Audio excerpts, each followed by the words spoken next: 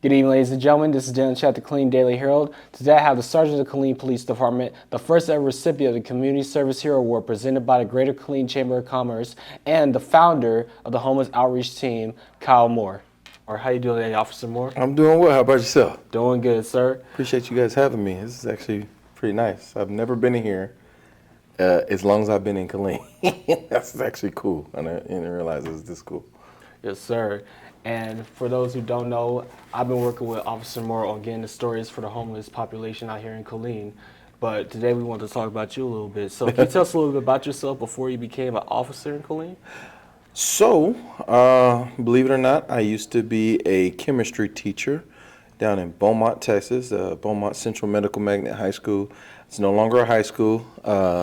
They combined with Beaumont Ozan, and now it's called Beaumont United. Shout out to Beaumont, where I met my wife and where I had my first kid. But yeah, I used to be a police officer. I mean, a teacher before I became a police officer. And a lot of people always ask me, how'd you go from being a teacher to being a police officer? I actually had one of my students, well, a couple of students I knew, but one of my students was actually killed down in Beaumont. It was like a domestic violence, dating violence type of deal. She actually had a spread in 17 magazine, I believe. But it kind of put me in a headspace of I wish I could do more. So transitioned out of Beaumont when I had my first kid, moved back to Killeen, where I'm from. And then by fate, I guess, Killeen Police Department was hiring, and I wanted to change, and I wanted to make a difference in the city that helped raise me. So I don't know, if you go a little bit further than that, obviously I'm from Killeen. I went to Meadows Elementary, went to Manor Middle School, then I'm an Eagle, Ellison, go Eagles. But yeah, Killeen is my home for a very long time. Yes, sir. And growing up, did you have any role models to look up to? Oh man, absolutely. Coach Walker over at Manor Middle School. My old football coaches, I had several of them. Coach Tucker, man, oh, man, my old wrestling coaches. Who that? He'll know what I'm talking about. And then as far as teachers go, I've had some Miss Brown, one of APs, Miss Anna King, and then one of my old counselor, Miss Sarah Noteboom, who's still a counselor over at Ellison to this day. I hope I'm not aging her. I know I'm a little old. Yes, sir. And was there any key things that they taught you that you still carry with you till this day? Work hard and doors open for those who prepare, if that makes sense. If you prepare correctly, those correct doors will open for you. So, yeah, I think this generation, our young people don't like to think a lot further in the future. That's not a shot. It's just the way society is. It's what can you do for me now? But being able to see the long game and being able to see what can put you in a better position to make, not only for yourself, but for your family too. So, but yeah. Yes, sir. And when you got to the academy, can you tell us a little bit about that experience? You talking about the police academy? Yes, sir. Oh man, I will say it was a shock. I used to pride myself on being able to read something and understand it and move on. Nah, man, I really had to study. I had to. We had a tough academy at KPD. KPD runs their own academy out there at the range, but it was a great experience. I learned a lot, not just about the law, but how Killeen works from a different perspective.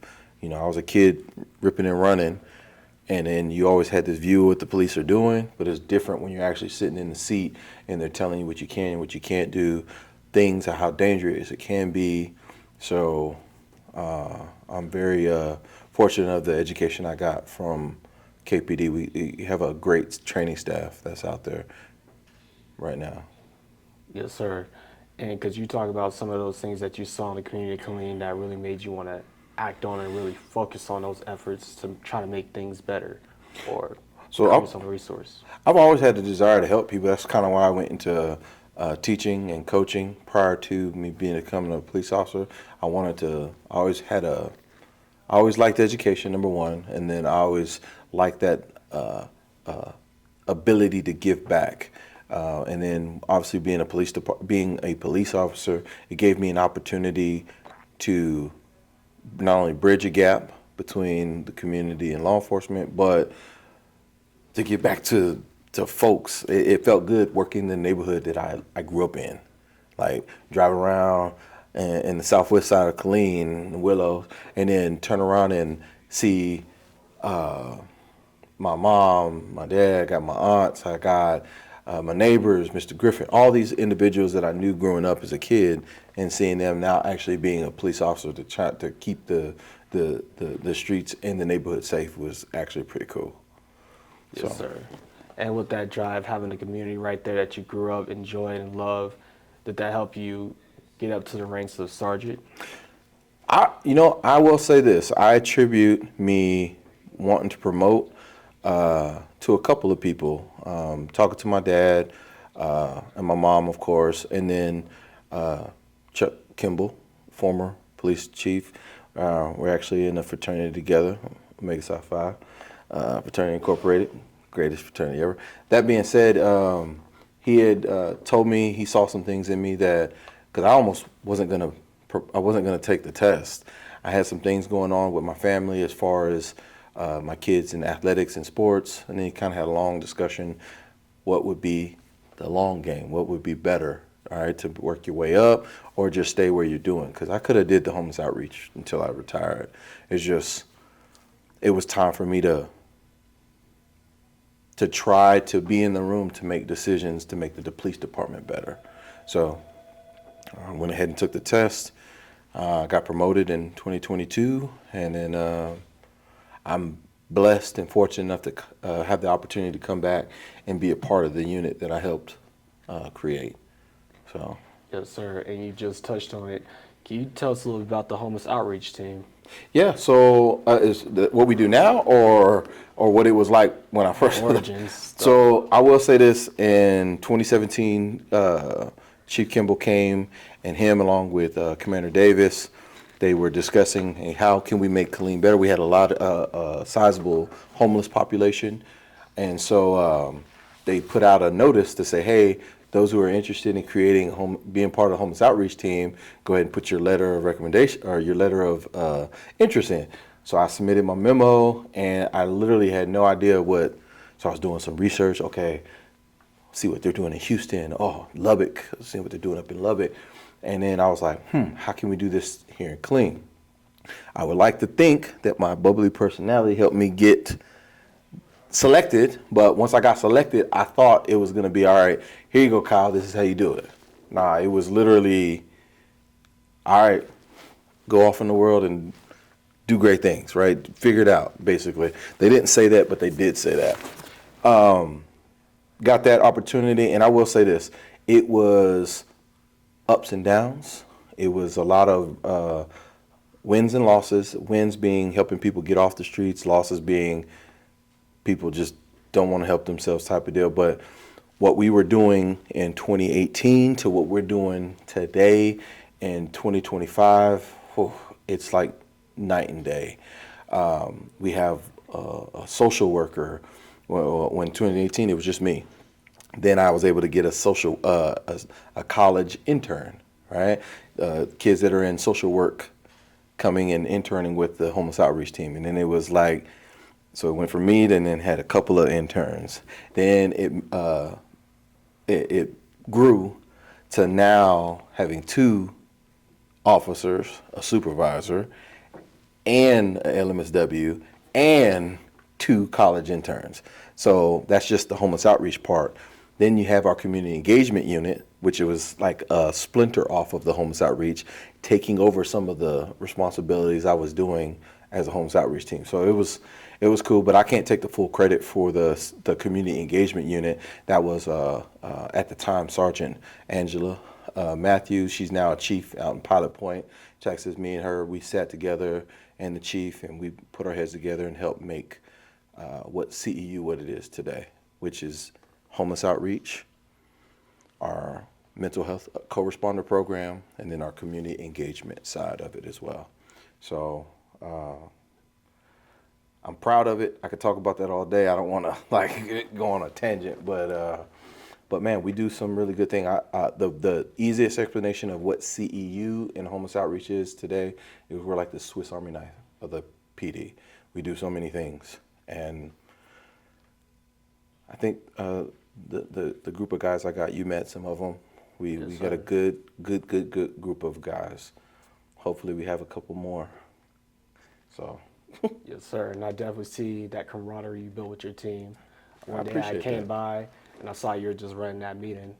Oh. They look at you as a boss, but they also see someone that they can trust too. Yeah. I don't like to look at, they say that all the time, but I'm the type of person and the type of leader I am. I'd rather lead from the front and I'm not going to tell you guys to do anything and I'm not willing to do, if that makes sense.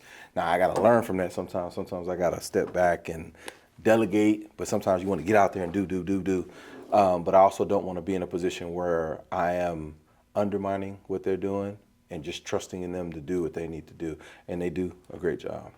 So Yes, sir. maybe I'm a little biased, but You know, I even had the opportunity to see a little bit of the day-to-day that y'all do. good. You know, I went out with Officer Lawrence. Okay, good. He showed me around to some of the homeless camps that are out there, how y'all connect with some unhoused residents and try to get them the right resources, get them to the right places, and help them with their situation. And I think you had told me best in our last conversation, there's the two separate things with the two E's. It's empowering and it's enabling. Power of the E's. Sir. Yeah, of empowering and enabling. It's a very fine line, and sometimes people get caught up thinking that they're empowering somebody, and when in actuality they're just enabling behavior to continue to stay what they're doing. One of the biggest examples of that is when you see a individual on the street and you got $20 and you roll up, it's like, man, I'm gonna bless that guy today. I don't want to ever block anybody's blessing, right? I don't want to stereotype every person that's on the street. However, you take that $20, he or she may go get something to eat. They may use it to go get them a couple dollars so they can get a hotel room. But they also may use it to get drunk. They may use it to get high. But you take that same $20 and you invest that in the homeless outreach team. We can use that $20 to go get a birth certificate, go get a Texas ID, to put that towards getting maybe some slip-resistant shoes because we helped them get a job. It's just being able to not just feed individuals, but teach our individuals how to feed themselves, if that makes sense. So if you want to help themselves be better. So that's why I always look at that power of the two E's, because it's real fine line between empowering and enabling.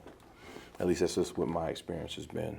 Yes, sir. And with that day-to-day going on, I was able to see some of the camps as well, where they go out and live, you know. So can you tell the people a little bit what that's like watching the day-to-day and hear some of the stories? Can you just describe that too? So now living the stories and seeing it and being able to go to these camps, and I will say that nobody really wakes up and just says, hey, you know, I'm gonna be homeless. Or they're not kids. They're like, hey, I'm gonna be a survivalist and go live in tents and Killeen. And that being said, man, it is heartbreaking. It is, sometimes it's, I guess the best way to put it is eye-opening, because you can sit there and see like, man, or you hear their stories. Because we get a chance to listen to individual story, right?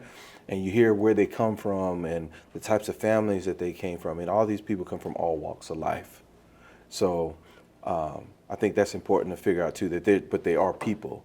And now getting them to see that they have the ability to get out of that situation and sometimes it's just an opportunity. And what we like to do is create as many opportunities as possible. Now, that being said, you also, if you rode with Officer Lawrence, you know that we have a responsibility not only to be an advocate for the homeless, we have a responsibility to be an advocate for business owners, for property owners as well. Sometimes we got to educate people, hey, look, you can't do this because this is somebody's property, right? You can't, if you guys live in a home, you here in Killeen, I don't know where you guys live, but you live in a home in Killeen, nobody can just set up a tent in your backyard, like open your gate and go live in your backyard.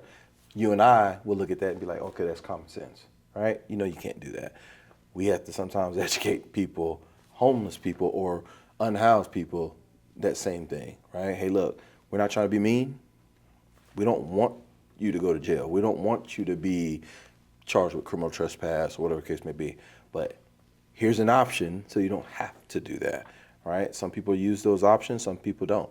So, but again, it's a fine balance. I affectionately call our team sometimes the hot and the heat team. Hot team is homeless outreach. We are trying to help you get out of your situation. But then sometimes you got the heat team, which is our homeless enforcement action team. It's a joke, but it's our guys that actually go out and try to make sure individuals are we're holding everybody accountable. That's the best way to look at it. We're trying to hold even the homeless people accountable. So if you got a business downtown, I can't allow people to just camp in front of people's businesses. That's not fair to the person who saved up their money to try to open up a business downtown and provide services to Killeen, right? So, but we also don't want to be the guys that's the big bully and kick homeless people out of Killeen. That's not what we're doing. It's not what we're trying to do. So. Sorry, I have had a chance to see that actually, because there's one of the factors that I think you didn't mention it, but sometimes they leave trash around. Unfortunate, yeah. So being with Officer Lawrence, he had told me about that. We even came across one camp where there was trash, and he had provided them trash bags and said, "Hey, if you can get this cleaned up by this X amount of days, we'll get somebody to come get." Yeah. So if you get a chance to see it, and I don't know if you took those pictures, and we don't like to put people on blast. But sometimes we have a responsibility to be fair, right? But you saw it. You see some camps, those camps are not like, what are we doing? It's like, I remember there was a guy that used to take trash bags and just open the trash bag and look through it and just leave it. And then he'll go next. It's just, what are we doing? You can't do that, So there are certain things that we have in place to address that type of behavior. And that has nothing to do with him being homeless. It has everything with him to be making a mess, right? Trash, littering. We can't do that, right? We can't put trash in our waterways and things of that nature because the city gets fined on on those types of things. So that's where it's at that fine balance between educating all parties involved so we can try to be as successful as possible. Some people listen, some people choose not to. So, sir and ladies and gentlemen, when we're talking about the trash, we haven't had a chance to see it, but y'all will see it in the next article coming up. But we're not talking about few cans and bottles here and there. We're talking about this whole table, just littered with trash. So it can be a lot, and HOT, they're able to provide that resource, even give them a chance to get out of their situation. But just like Officer Moore has mentioned, it's all about empowering. They're teaching them how to take care of everything, so when they do get the right situation, they know how to take care of themselves because they already had that lecture, for lack of better words. Yeah, we try not to be that position because sometimes these people are older than us. It's like we want to respect our elders, but again, it does come off as a lecture sometimes. But we do it with our hearts open, if that makes sense, because everybody in my unit has a desire to help people. It's just having everybody understand that's the trick, if that makes sense. So, but it's been we've had some good successes. So I wish we were able to broadcast the successes that we've had. rather than always seeing necessarily the negative, whatever. But I will say that Killeen does one heck of a job of, if we identify somebody who's willing to help, who's ready to make that change, we have a process in place that can help them get off the street without question, no matter what situation they're in. No identification, no documents. We can take you from that to having documents to having an apartment that you can call your own. Some people it works faster, but we have a process that works. And some people choose. Now, some people choose to do that. And that's what we hope to. And it doesn't always happen from the first meet, right? We can hey, somebody call us and say, hey, we have a homeless camp over here, da da da da. All right, we'll send my guys out there. Sometimes I ride out because I don't want to be in the office all the time. So I'll go out and we'll talk to them. And we've never met them, and they may not want to have anything to do with us. Okay, that's fine. Here's what we're gonna do. We're not gonna threaten you or anything like that. When you guys are ready, if you're in a place where it's not causing an issue, when you're ready, we're here. That being said, if you have that same individuals that are in a area where they cannot be, we're not just, hey, you got to be out of here. Hey, look, this is what we would like to do. We would like to work with you and whoever where you're at, if you're willing to help yourself get out of this situation. Now, if you blow us off, now we have to be the police. You know what I'm saying? Like, so it's that give and take. So, but yeah. Yes, sir. And can you talk about some of the successes? I know you had spoke to me one time about someone who came by and visited y'all, and he had a vehicle, had a great job, he had built himself up. Yeah. So I think when you came that time, we had that guy that reached out that happened to come up there. Has a job. I don't want to say where he works at, but I don't, because sometimes people don't want to know, But he has a good paying job now, that where he was able to house him in one of the apartments that are downtown in affordable rent. We have some landlords and some property owners that are willing to work with us, and they know about the work that we do. But man, sometimes it feels good when you're able to get on your feet or play a small role in somebody catching a touchdown. And using that analogy, it's like it feels good, right? You need those wins for the losses that you get. And the losses are, man, that guy said he's going to come over here. We start the paperwork, we have good interaction. And then because of some unforeseen issue or sometimes seen issues, we don't talk to that person for another month, right? Because they disappeared. Because sometimes when you're dealing with the homeless population, and I don't want to stereotype every homeless person because not everybody is that way, but you have individuals dealing with different vices, drinking, drugs, mental health. That's why our co-responder program, I think, is as successful as it is, because we have access to those mental health resources as well, and rehab if need be. But sometimes it takes different pathways for different folks, right? They can need the exact same thing, but this person over here is dealing with addiction. This person over here has mental health issues, right? So they're going to totally different locations. This program here might be a couple months. This may be, I'll just need to get you caught back up on your medication, right? Now you need to move to the next step. Oh, do you have a job? You have income? We've had success with reaching out to people and getting their Social Security cut back on. Sometimes it's as simple as filling out your paperwork and submitting it. You didn't do your research. I mean, sometimes it's a very individualistic process. So if you came in, we're going to work with you. What worked for this individual here may not be what's going on. So what do you need? And then we're documenting and trying to work on what you need. And I think that's why it's been, I think that's why we've been able to get as much notoriety, not from the community, but from within the population. Like, best salesperson is of people that we've helped. You see somebody who got an apartment. How'd you get this apartment? Oh man, sorry, more and them hooked me up with, oh buddy, I got a job. Da, da, da, da. Hey, sorry, more. you can help me out with, hey, come see us at the office, see Ron. It starts from there. Obviously, I can tell you yes, I can tell you no, but everything starts at the office. Come see us, and then we'll go from there. So, but yeah, I was really proud of that individual, and then a guy that I've been working with for since, man, almost 7 years. Man, from the streets to getting his Social Security set up, to getting him a Section 8 voucher, to help him get into multiple apartments. Not that he got kicked out. We literally started in a small apartment. Then now I've been in, and through progression, we've been able to get a nicer apartment because of his voucher. And now he's got a 2-bedroom apartment, and I work with him, and I talk to him daily.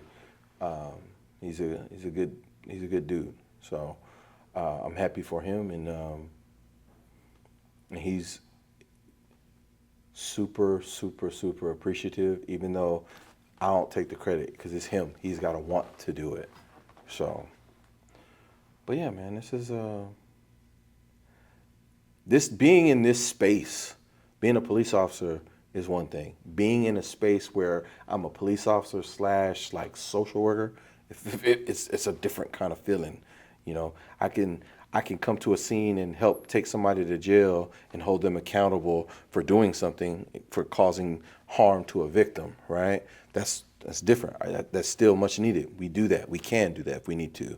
But then being in this same position and then helping somebody who's maybe not a victim of a crime, but a victim of circumstance, and helping them get into a better situation, man, it's a great feeling. It's a great feeling. Yes, sir. And to talk about the homeless population, we've touched on it. Looking at the average of ages, it usually starts in their 50s, like you had said earlier. It's usually people in their 50s. Can you tell a little bit how that comes about?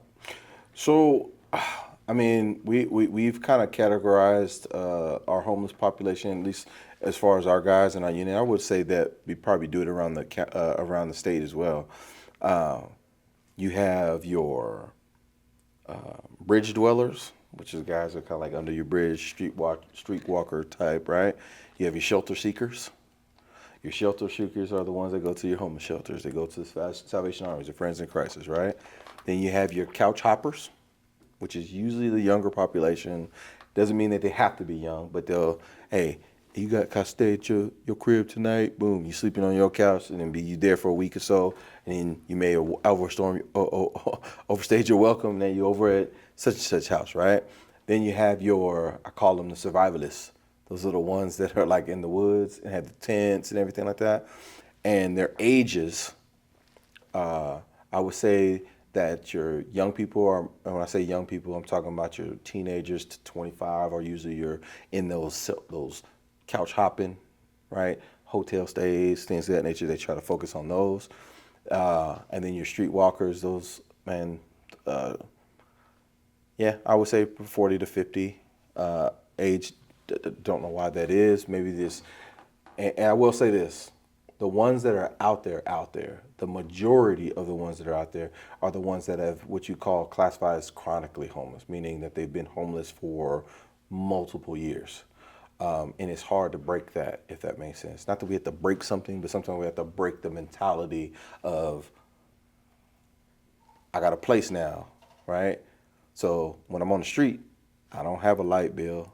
I don't have a water bill to pay. I don't have to pay rent. I don't have to call landlord XYZ, right? This is the where I just took that conversation.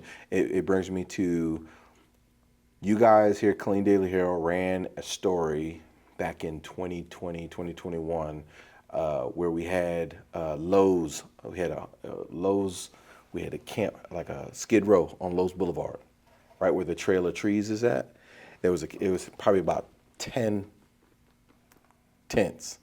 Now, of course, you can't do that. Like, it's property. We addressed it. However, at the time, the administration, and when I say the administration, the federal government, they had a program, and I think this was 2021. We had a program to where we could take an individual who was homeless And as long as they were willing, as a agency was willing to work with them, agency being a property owner or a landlord willing to work with them, we can take them and give them these special, call them EHV, emergency housing vouchers.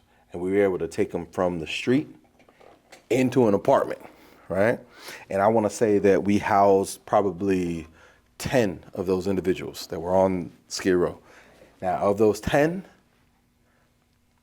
it's sad to say, but probably 6 of those found themselves back in on the streets. Why? It's because they got used. It's when you have a responsibility, you have to.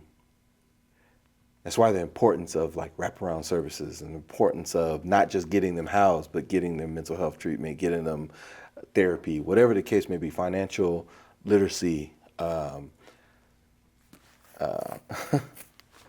Man, I write. Somebody told me once you should write a book, but those situations, I was really, really happy and really, really proud when we housed those individuals. Some of those individuals, like I said, about 6 of them found themselves back on the street. Of those 6 that found themselves back on the street, I would say 3 of them got housed again. Of those 6, those other 3 have kind of like just went off in the wind. And it's for a multitude of reasons. But I don't know. It's frustrating, I guess you can say. But the wins help you keep going. That makes sense. You can't harp on the individuals that you're not able to help. And you'll see a lot of that. You will see a lot of that when you see the streets out here.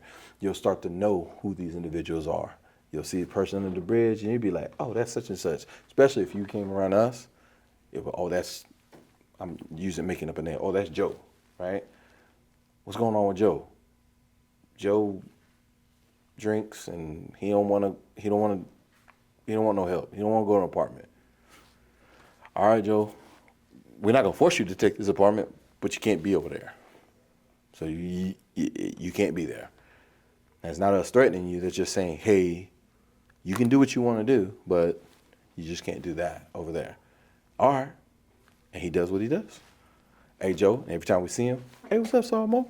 Hey, high five, shake hands, whatever, X, Y, Z. We didn't house him, but we helped him get his ID. We helped him get, other things. And sometimes people just want to do it on their own, which is totally fine.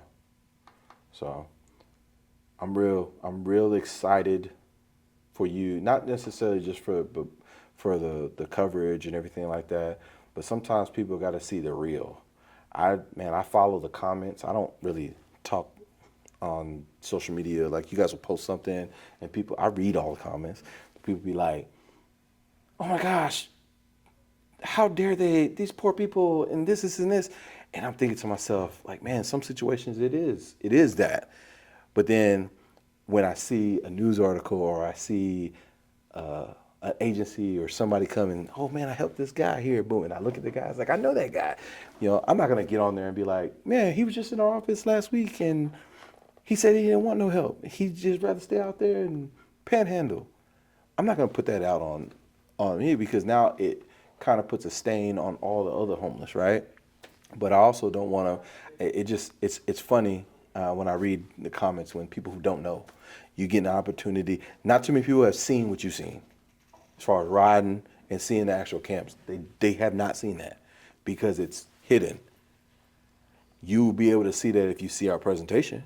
You'll be able to see if you were able to come out and ride on the side by side and go out to the actual camps. All they see is when you go under the bridge and you may see 1 or 2 carts under I-14.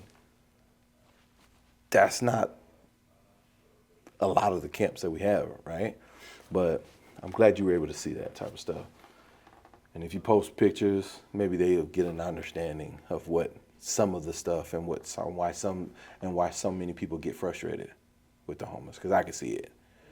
And they're not frustrated with them being homeless. They're frustrated with the stuff that comes with it. That makes sense. Yes, sir. So I want to talk to you a little about the people that you work with, because I know it's a lot of outsourcing that y'all do. Because with HOT, resources can only go so far. Oh, yeah. So Can you tell me a little about those partnerships, like with Friends in Crisis, for example? Yeah, so I mean, Friends in Crisis has been instrumental, obviously, with the housing piece. Families in Crisis, they're the same under the same umbrella. Families in Crisis doing the domestic violence part, and then Friends in Crisis doing the actual emergency shelter part. They're also our partner. I say our, the city of Killeen's partner for the warming and cooling station, as well. There's some people who don't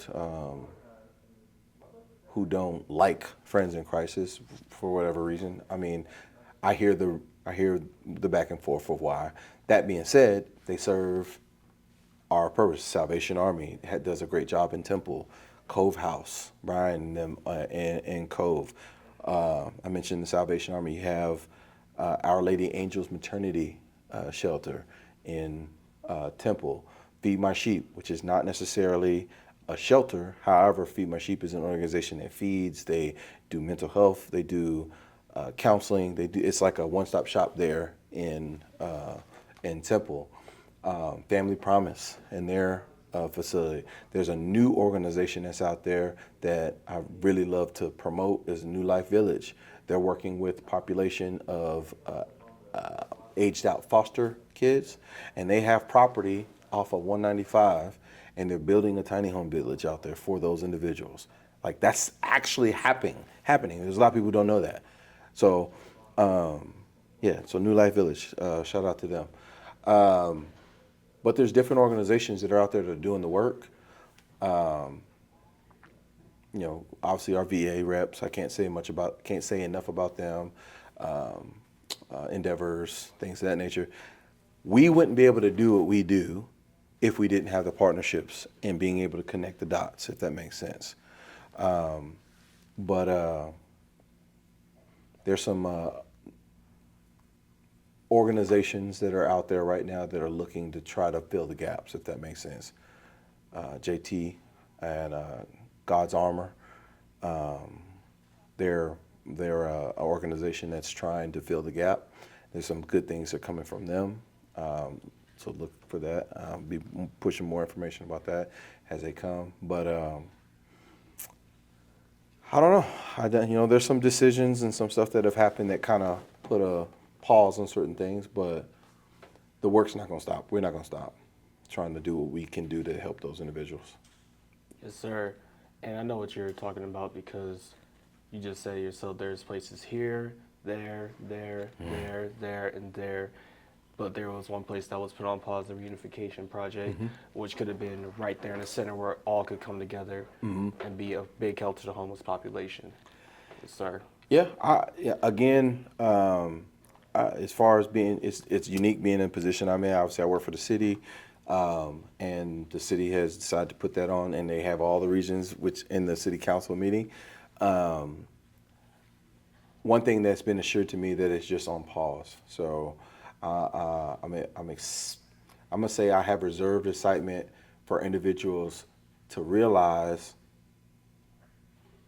the need and then still keep that as a focus, because we did do a homeless and mental health strategic plan that the city did with Dr. Marbett, with the city of Killeen and Temple, and we were working towards those goals that was put together in that plan. And I think we're going to get back to it. I believe we will, just once it's brought back to the table, if that makes sense. Yes, sir. So, but yeah, we'll see. We'll see what happens.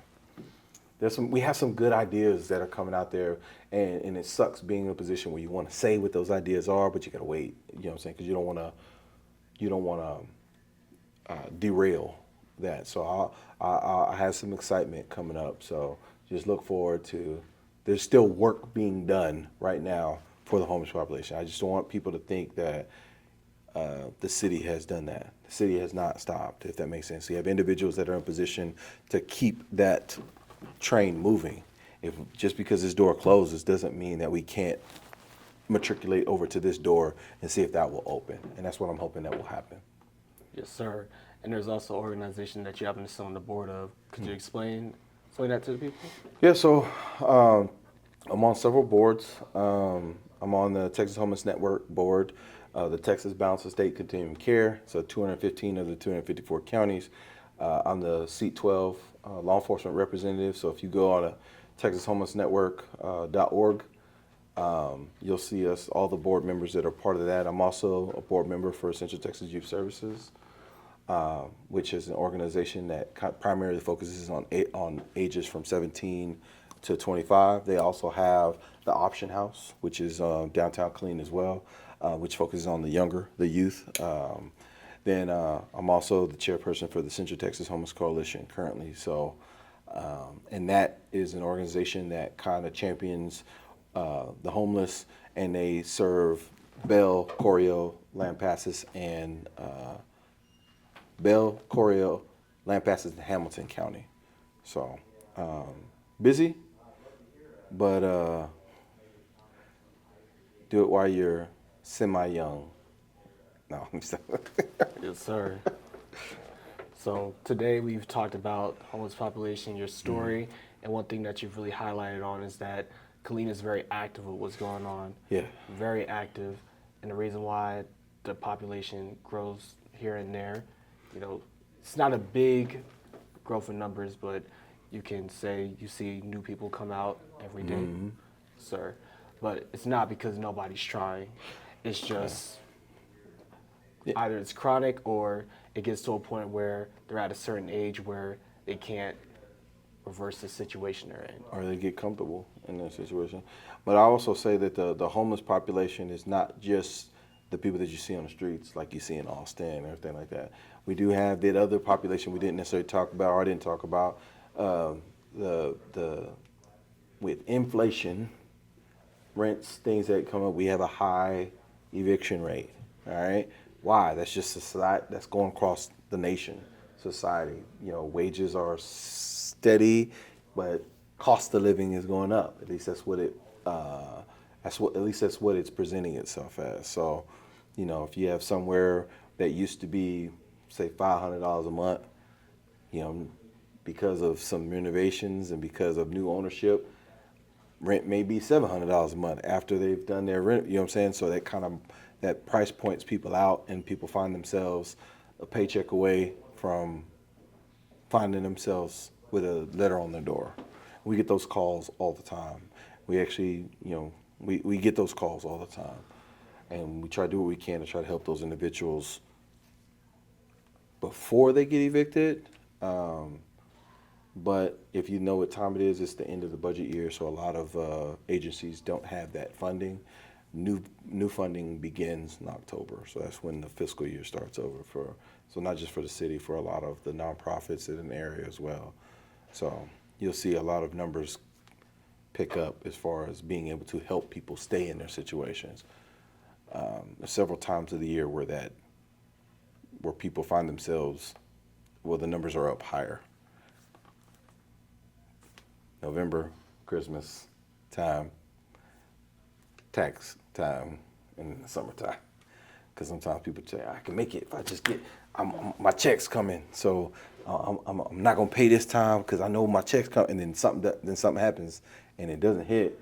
People say life be lifing sometimes. So sometimes we got to try to help people make better decisions, so they don't find themselves in this position. And like I said, there's so many different layers with homelessness. We didn't really touch on the hotel population. There are individuals right now that live in hotels here in Killeen, straight up. That's what they do. They go to school. They go to their school, elementary, middle school, high schools, and they are living month to month in hotels. Technically, they're homeless too. Right? Because if they don't have that money come in, what happens? They don't have to go through the eviction process. That is, I need you to move all your stuff out of the room type of deal. So, like I said, that layers. I know it sounds bleak, but man, there's so much out there that we try to change people's mindsets. I know you got to edit this, but I apologize. You got to edit all this rambling I got. But while you're still talking about finances, We didn't also talk about the grants that do come in to help support this. Yeah. There was that time one of your officers did tell me that time y'all got y'all grant, because of how high the demand was with the population, just in about a month, y'all started going into Oh, yeah. y'all funds. Yeah, so we did get our grant, and then I will say that, and it has nothing to do with frivolous spending. It was just the need that was there. We were able to help a lot of folks, but I would say for the first 2 quarters, we had, I don't want to say blown through the money, but we had helped a lot of people, and it put us in a unique position that we've never been in this year. This actually was the first year that we had like dwindled down to like donations. So. A lot of people always ask, we talked about that $20 going to the person on the street. Homeless Outreach Team does accept monetary donations that goes strictly back into the program, that goes back towards helping people get ID cards, birth certificates, helping people to get reunified with family. Far too many times when that's the whole part where, let's just say you're not from Killeen, we find out you're from Chicago, your mom or dad or aunt, uncle don't even know that you're here in Killeen. We reach out to that family member and they allow, like, hey, we don't want him sleeping on the street. We can help. We'll take him and we'll help him. We'll get you a bus ticket to get you from homelessness here to that's why we call it family reunification. So, and now that's the only way that we'll get a ticket. A lot of people think that we'll just, hey, we're not a travel agency. Hey, I want to go to New York. I heard they got some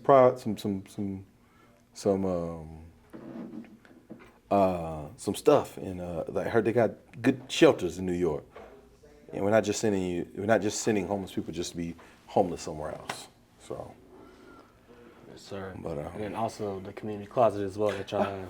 yeah, I mean, you touched on a lot. Yeah, we do have a community closet that we do, and that's not just for the homeless. It's for the less fortunate and individuals that are on the north side of Killeen. Diapers, wipes, new socks and drawers. We're not taking reused, hand-me-down undergarments, shoes and stuff that we get from donations from businesses and things of that nature. So, and it's absolutely free. It's not Goodwill. We're not selling anything. But it's just an opportunity every Tuesday between 1 and 2. I think you got a chance to see that a little bit. So, depending on the type of year, we get a lot of people coming in, like, toward when we got ready to go back to school, we saw the influx of more people, if that makes sense. So you got just everyday people trying to come here to get some stuff to try to get their kids right, So. Yes, sir. But you explained it well, though. It's all about the involvement with the community, because it's not like HOT is coming out one time, that's it. It's a consistent visit, consistently visiting, building those relationships. Because they're not just going to say yes automatically. They got to trust you first, and they clearly trust you, because I saw with Officer Lawrence, going back to him again, when they spoke to him, he was calling them by their first name. They called him by his first name. They were explaining it. They're like, oh, yeah, I'm trying right now. He's like, all right, give me a call. We'll get something worked out. Or he called an officer immediately. They were right there on the scene, helping out. So I can say we have a good process. For those of you guys who are in Killeen, if you have any questions, please feel free to reach out to us. If they have our numbers, obviously you can reach out to us as well. But I challenge you guys to get out and see, say the real, quote unquote the real. Don't get past what you see on social media. Get past what you see sometimes in front of your own window, right? Because sometimes. There's so much more under the surface, right? So I appreciate you. Sir. Yeah, man. Thank you for your time, Sergeant Moore. All right, man. This is very informative. And for those watching, if you want to keep up with this, we have this story that came out last week, Sunday, and we have another one coming out Sunday. Thank y'all for your time. Good night.